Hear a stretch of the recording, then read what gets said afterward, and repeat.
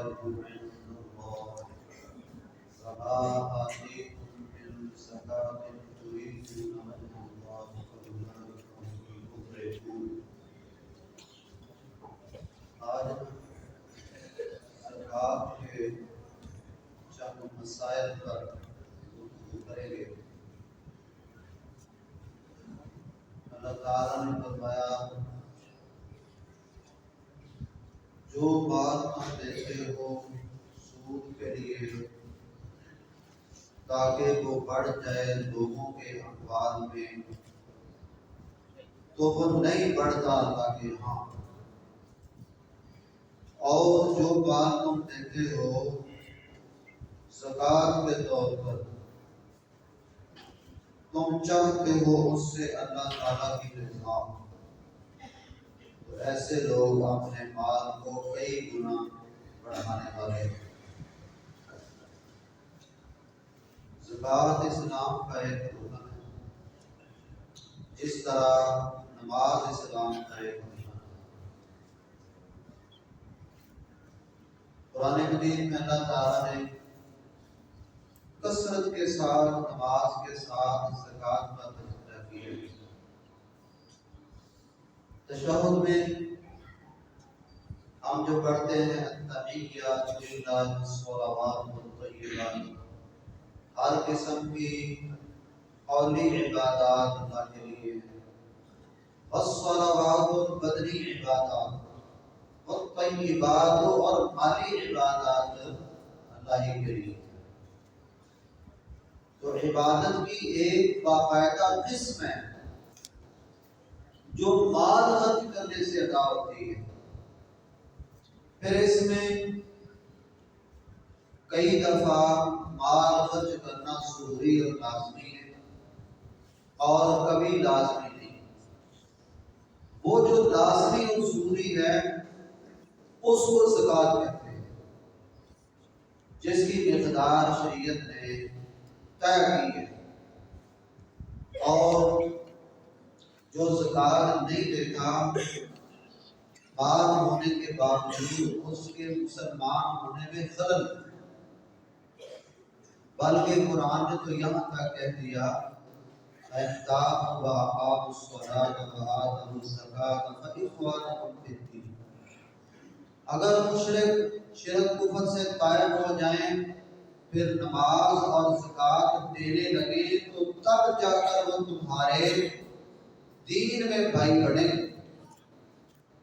تو جب تک کوئی شخص کلمہ پڑھنے کے بعد نماز اور زکوٰۃ کا پابند نہیں ہوتا، اس کا مسلمانوں کے ساتھ بھائی چارہ قائم نہیں ہوتا، وہ اخوت اسلامی کا حصے دار نہیں بنتا جب تک وہ زکوٰۃ نہیں دیتا۔ یہ زکوٰۃ دینا اتنا اہم اور لازمی مسئلہ ہے۔ ایک بزرگ نے مجھے مولانا عبد القادر احسانی رحمہ اللہ کا واقعہ سنایا۔ ان کے گاؤں میں ایک ایم پی اے کے بیٹے کی بارات آئی، تو انہوں نے کہا آئیے کہ نکاح پڑھائیے۔ انہوں نے کہا میں نے اس کا نکاح نہیں پڑھانا۔ کیوں نہیں؟ اس لیے کہ اس کو زکوٰۃ کا مسئلہ بتایا تھا تو یہ کہتا تھا یہ ایسے مولویوں کے بنائے ہوئے مسئلے ہیں، یہ زکوٰۃ کے مسئلے کو مانتا نہیں ہے، زکوٰۃ اسلام کا رکن ہے، میں اس کو مسلمان نہیں سمجھتا۔ اس نے زکوٰۃ کے مسئلے کا سرے سے انکار کر دیا، اس لیے میں نے اس کا نکاح نہیں پڑھا۔ تو وہ دھمکیاں دینے لگے، کہنے کہ نہیں پڑھاؤ گے تو ہم گولی مارتے ہیں۔ انہوں نے کہا وہ حصار سے میں چلا ہندوستان سے، وہاں سے لوگ مجھے گولیاں مارنے لگے ہیں، اب تمہارا جی چاہتا ہے تمہارا بس چلتا ہے تو تم بھی مارو۔ کہنے کا مطلب یہ ہے کہ زکوٰۃ اسلام کا رکن ہے، اور جس کے پاس اتنی مقدار میں مال موجود ہو جس پر زکوٰۃ فرض ہوتی ہے، وہ اگر زکوٰۃ نہیں دیتا تو وہ اسلام کا اور اللہ تعالیٰ کا بہت بڑا مجرم ہے، وہ کسی عام گناہ کا مرتکب نہیں ہے۔ زکوٰۃ 4 قسم کے مالوں سے فرض ہوتی ہے، 4 قسم کے مالوں سے۔ ایک تو زمین کی پیداوار، زمین سے اگنے والا اناج اور غلہ وغیرہ، ہر وہ چیز جو زمین سے حاصل ہوتی ہے اور اس سے آمدنی حاصل کرنا مقصود ہوتا ہے، تو ہر اس چیز میں سے زکوٰۃ جس کو عشر کہتے ہیں وہ فرض ہوتا ہے۔ اور دوسری قسم ان اموال کی جن میں زکوٰۃ فرض ہے وہ ہیں مال مویشی، گائے، بھینس، بھیڑ اور بکری اور اونٹ، ان میں سے زکوٰۃ فرض ہوتی ہے۔ اور تیسری چیز نقدی، سونا چاندی زیورات، ان میں سے زکوٰۃ فرض ہوتی ہے۔ اور چوتھی چیز سامان تجارت، یہ چار اموال ہیں جن میں سے زکوٰۃ فرض ہوتی ہے۔ تو زمینی پیداوار، اس کی مقدار رسول اللہ صلی اللہ علیہ وسلم نے مقرر فرمائی ہے 5 وسق۔ ایک وسق 60 سا کا ہوتا ہے، 5 وسق 300 سا ہوتے ہیں، ایک سا 2 سوا 2 کلو کا ہوتا ہے، 2 کلو کا لگائیں تو یہ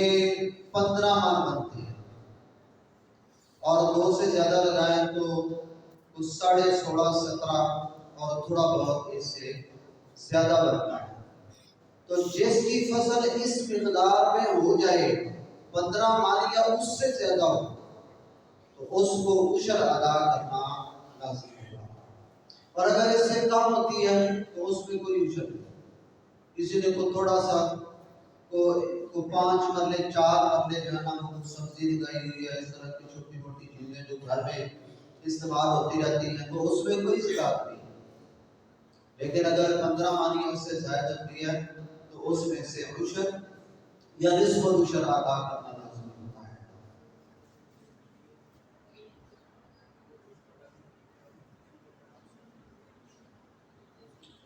پھل اور سبزی جو ذخیرہ نہیں کی جاتی،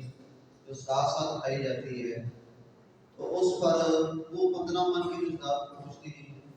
اس پر نہیں ہے۔ اور جو کھانے کے علاوہ منڈی میں لے جاتا ہے،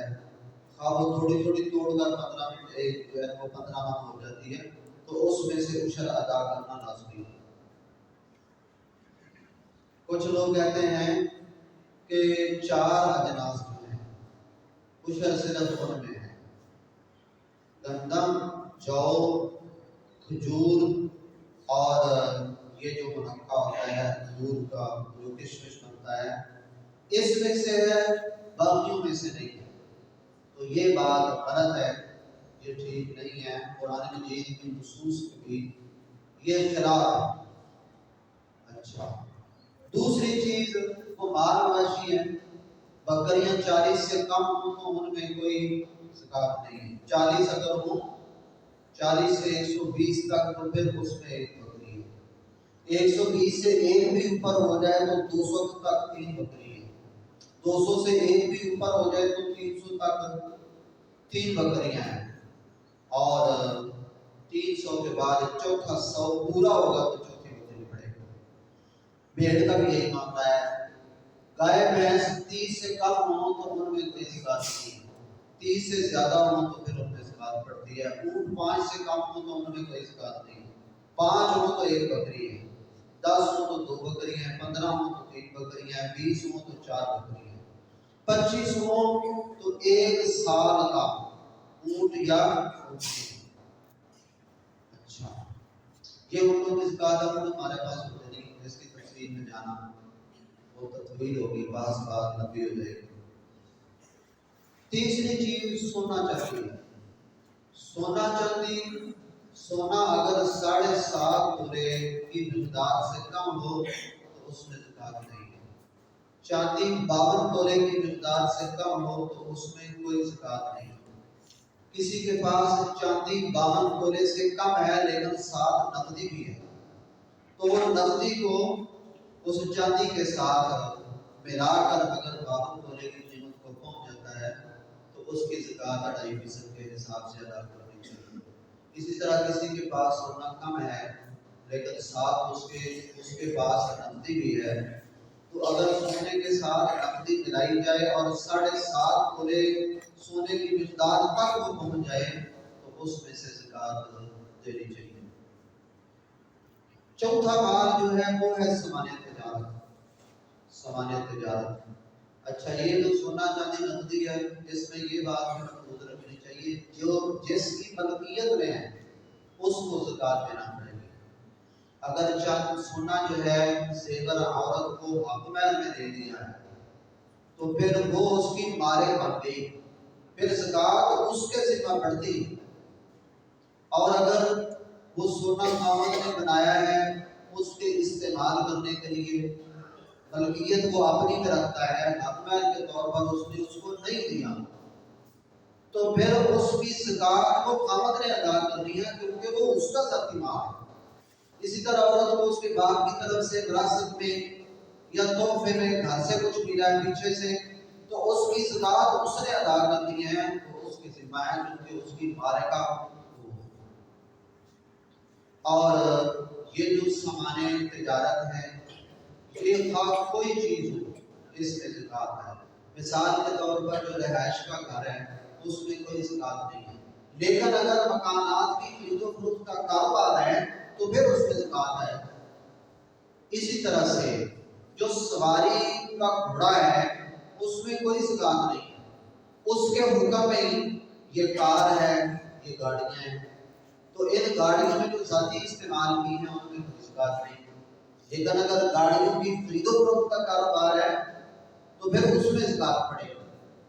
گھر کا جو سامان ہے، گھر کا جو سامان ہے، برتن ہے، فرنیچر ہے، تو اس میں کوئی زکات نہیں ہے۔ لیکن اگر برتنوں کا کاروبار ہے، فرنیچر کا کاروبار ہے، الماریوں کا کاروبار ہے، سیب کا کاروبار ہے، یا اور جو گھر میں استعمال ہونے والی گھریلو اشیاء ہیں ان کا جو کاروبار ہے اس کے اندر زکات پڑے گی۔ اسی طرح سے فیکٹری ہے تو اس کی مشینری پر کوئی زکات نہیں ہے، اور دکان ہے تو اس کی الماریوں پر کوئی زکات نہیں ہے، اور اس طرح سے دیگر جو اوزار استعمال ہوتے ہیں بکتے نہیں ہیں ان کے اندر کوئی زکات نہیں ہے۔ لیکن اگر تجارت ہے ان کی تو پھر ان پر زکات پڑے گی۔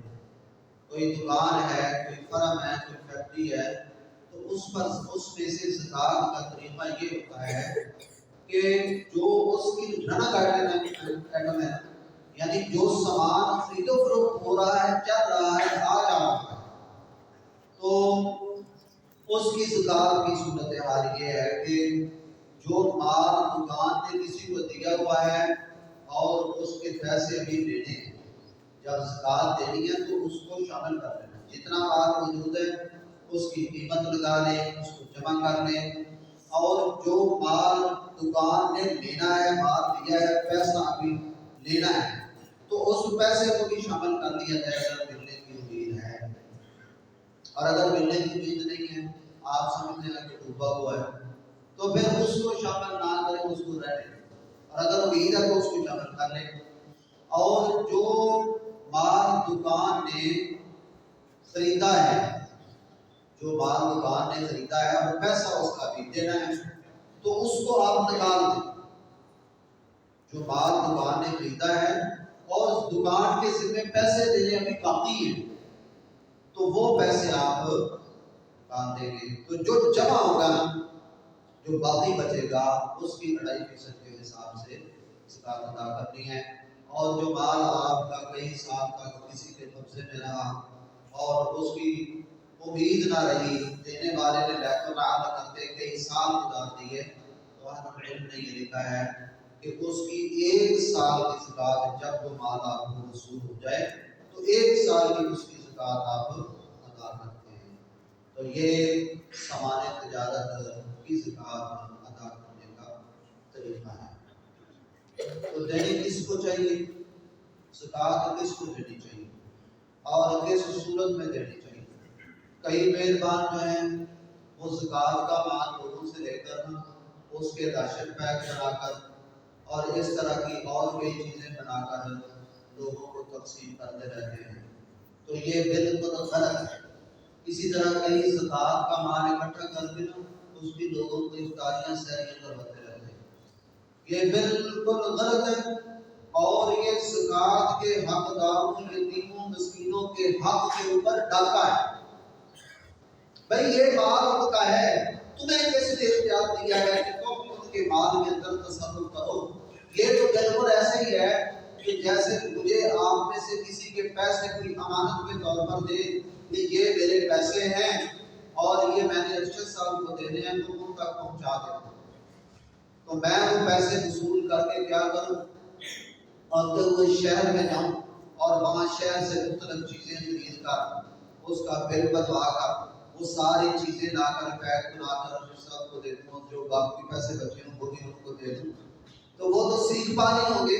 کہ بھائی میرے پیسے تھے امانت ہے، مجھے پوچھنے کے بعد بغیر آپ نے یہ خریداری کیسے کر لی،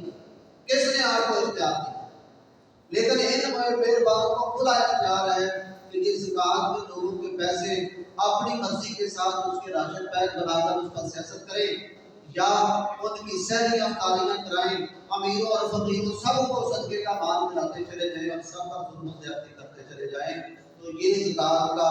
طریقہ دینے کا بھی غلط ہے اور لینے کا بھی غلط ہے.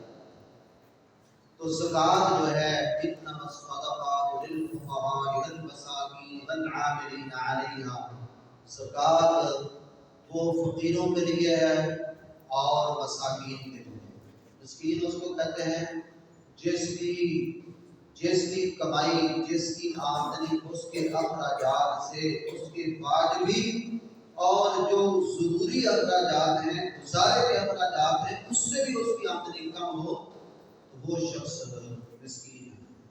اور جس بیچارے کی عادت اس سے بھی کہیں زیادہ پتلی ہو تو اس کو فقیر کہتے ہیں. تو زکات اور صدقات ان لوگوں کے لیے ہے، والعاملین علیہا، اور جو زکات کے مال کو سنبھالنے، اس کو سنبھالنے، اس کو تقسیم کرنے پر لگے ہوئے ہوں اور ان کا سارا وقت اس میں ہی گزر جائے، تو ایسے لوگوں کو تنخواہ دینا زکات کے مال سے یہ ٹھیک ہے. والمؤلفۃ قلوبہم، اور جن کے دل کو اسلام کے ساتھ جوڑنا مقصود ہو، جن کے اسلام کے ساتھ دل جوڑنا مقصود ہو، خواہ وہ نئے مسلمان ہوں یا اسلام کی طرف آ رہے، اسلام کی طرف لانا ان کو مقصود ہو، اسلام قبول کروانا مقصود ہو، یا نئے مسلمان ہیں ان کو سہارا دینا مقصود ہو، تو اس پر بھی زکات کو خرچ کیا جائے گا. اسی طرح اسلام نے یہ بھی لکھا ہے کہ کوئی ایسا علاقہ جس کے اندر مسلمان رہتے ہیں اور ان کا سربراہ جو ہے وہ کافر ہے، یعنی کافروں کی حکومت میں کچھ مسلمان رہتے ہیں، تو اس کافر حکمران یا سردار کو زکات میں سے مال دینا، اس کو مال لگانا تاکہ وہ مسلمانوں پر ظلم نہ کرے، ان کو ان کے دین پر عمل کرنے دے، تو اس کی شر سے بچانے کے لیے زکات کا مال اس پر خرچ کرنا، یہ بھی وہ اللہ القلوب کی بات میں آتا ہے. وَفِي الرِّقَابِ وَالْمُؤَلَّفَةِ قُلُوبُهُمْ وَفِي الرِّقَابِ وَالْغَارِمِينَ وَفِي سَبِيلِ اللَّهِ، گردنوں کو چھڑانے میں، جو گرفتار ہو گیا کفار کی قید میں چلا گیا اس کو چھڑانے کے لیے، اور جو کافر نواز مسلمانوں کی قید میں چلا گیا اس کو چھڑانے کے لیے مال زکات کا لگانا یہ بھی ٹھیک ہے. وَالْغَارِمِينَ، اور جس پر کوئی چٹی پڑ گئی، آفت پڑ گئی، اس کا سارا مال ہی تباہ ہو گیا، جیسے یہ سیلاب آنے سے یا کوئی طوفان آنے سے یا کوئی زلزلہ آنے سے کسی کا سارا کچھ تباہ ہو گیا، تو اس شخص کو بھی زکات میں سے دینا ٹھیک ہے، وہ بھی زکات کا حقدار ہے. اسی طرح وہ لوگ بھی اس میں آتے ہیں جس نے کوئی دو خاندان تھے، کسی مالی معاملے کی وجہ سے ان کے درمیان قتل و غارت کا بازار گرم ہونے والا تھا، تو اس نے بیچ بچاؤ کر کے وہ لڑائی ختم کروائی اور ایک فریق کو کہا، لینے والے کو، کہ بھائی یہ تمہارا قرض نہیں، ہم نہیں دیں گے تو میں دے دوں گا، تم لڑو مرو نہیں. تو لڑنے مرنے سے ان کو بچانے کے لیے اس نے ذمہ داری اٹھا لی، لیکن وہ پیسے اس کے ذمہ ہی پڑ گئے، اور جس نے وہ پیسے دینے تھے اس نے دینے سے انکار کر دیا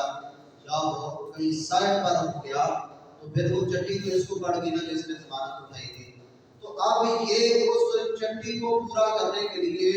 جتنے مال کے ساتھ اس کی وہ چٹی پوری ہوتی ہے اتنا مال زکات میں سے لے سکتا ہے اور زکات میں سے حقدار ہے۔ وفی سبیل اللہ، اور جہاد فی سبیل اللہ کے لیے، جہاد فی سبیل اللہ کے لیے زکات کو استعمال کرنا، خواہ مجاہد اپنے گھر میں غنی ہی کیوں نہ ہو، مالدار ہی کیوں نہ ہو، میدان میں جانے کے لیے اس کی ضروریات کے لیے، اس کے راشن کے لیے، اس کے اسلحے کے لیے اور آگے جہاں جہاں اس کو جو ضروریات پڑتی ہیں ان پر ترجیح کرنے کے لیے فی سبیل اللہ مجاہدین کو زکات دینا یہ حق ہے، یہ زکات کا بہترین مصرف ہے۔ وفی سبیل اللہ وابن السبیل، اور مسافروں کے لیے، کوئی مسافر ہے اپنے گھر کے اندر کا وہ غنی ہے لیکن سفر کے اندر وہ محتاج ہو گیا ہے، اس کا سامان سفر ختم ہو گیا ہے، اس کے پاس کوئی ATM کارڈ بھی نہیں ہے، تو اب ایسا شخص جو ہے اس کو زکات کی مد میں سے دینا یہ ٹھیک ہے، اور اس کا زکات لینا اپنی اس مقامی ضرورت کو پورا کرنے کے لیے یہ ٹھیک ہے۔ اللہ تعالیٰ توفیق عطا فرمائے، کتاب و سنت کی وسلم کی اس پر عمل کرنے، کسی کو